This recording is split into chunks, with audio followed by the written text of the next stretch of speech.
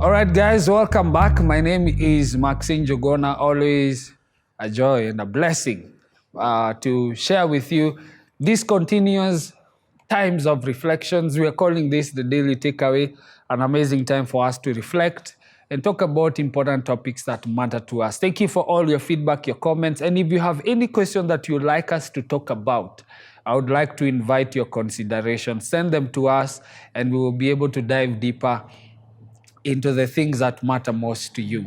So we've been on a short series called Mind Transformation. This is part 2. If you've not watched part 1, go back, watch part 1.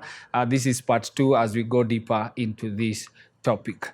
It's not a building you want to feel. It's my heart.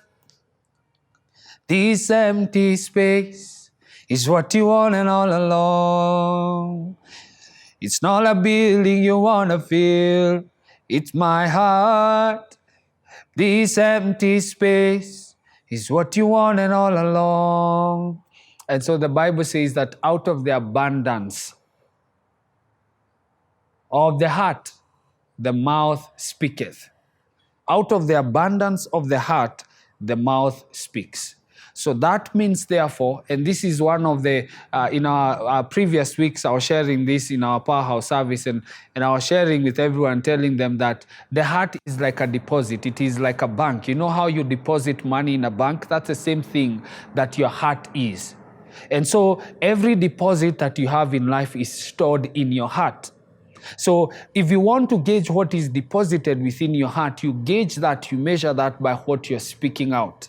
Because it is out of the abundance. What has been deposited in your heart, it is what comes out in your words.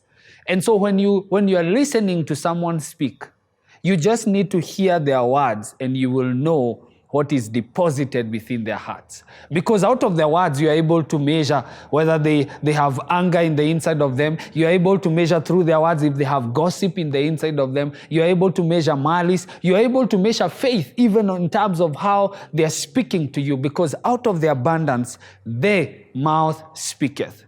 So the question is, therefore, how do we begin to contend for mind transformation so that we can begin to deposit important matters in our hearts so that when we speak, we are speaking life? So one of the ways by which we contend for mind transformation as a deposit within our hearts, transformation being a deposit within our hearts, is to begin to interact with important possibilities.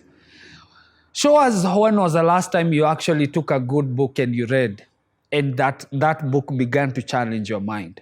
Show us the kind of shows or the kind of movies that you're watching, not just for entertainment purposes, but movies and shows that can be able to push you to higher levels of transformation. This is why we ascribe to mentorship. This is how we ascribe to things that can be able to challenge our mind. So when Paul is mentoring Timothy, he tells Timothy, do not entangle yourself with civilian affairs. You must keep your life focused on what is important.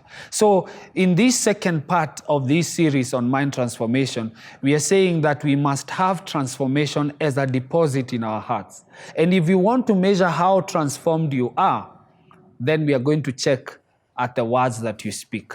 If there is no transformation coming out of your words, if the kind of words you're speaking are meaningless conversations or meaningless chatter or scatterbrained ideas, then we know that you have not captured a transformed heart within you.